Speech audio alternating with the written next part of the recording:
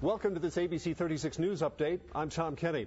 Governor Beshear says he plans to approve the budget that was passed by lawmakers on the 8th day of a special legislative session that is now officially over. And even though the governor said he's proud of many of the things lawmakers accomplished, he's still disappointed about one big thing they failed to do.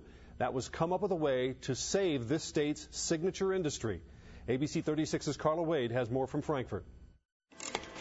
The slots bill may be dead, but it was clearly still on Governor Beshear's mind. It was time for an up or down vote where the people of Kentucky could see, once and for all, who stood with the horse industry and with the 100,000 Kentuckians who work in that industry to support their families. Beshear says the Senate leadership opposed expanded gaming at racetracks and never let the proposal make it to the Senate floor, where it would have had a chance.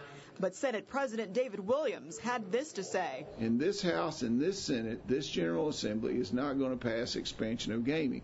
So what we need to do is to talk about the breeders' funds and the purses. Lawmakers did pass a budget that largely relies on federal stimulus money to make up for a projected nearly $1 billion shortfall. The remainder will be filled with a 2.6% cut to government agencies.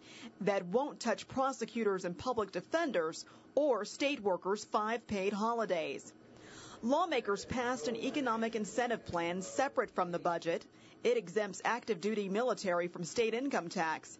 It includes tax breaks for new car and new home purchases and for bringing the NASCAR Sprint Cup race to Kentucky, as well as incentives for the film industry. So if you look at all of those programs, they're all wrapped around a hope that we will be able to spur some economic development and hence get our economy started back in the right direction. Governor Beshear had hoped to delay the start of some of these programs, saying the budget situation is still shaky and increased spending in one area could lead to cuts in another.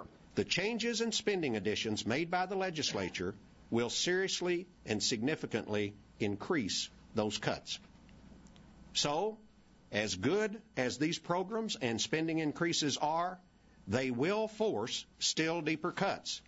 In some cases, significantly deeper cuts. Lawmakers also approved funding for new Ohio River bridges between Kentucky and Indiana. This afternoon, the governor said that he doesn't know where those additional cuts may come from.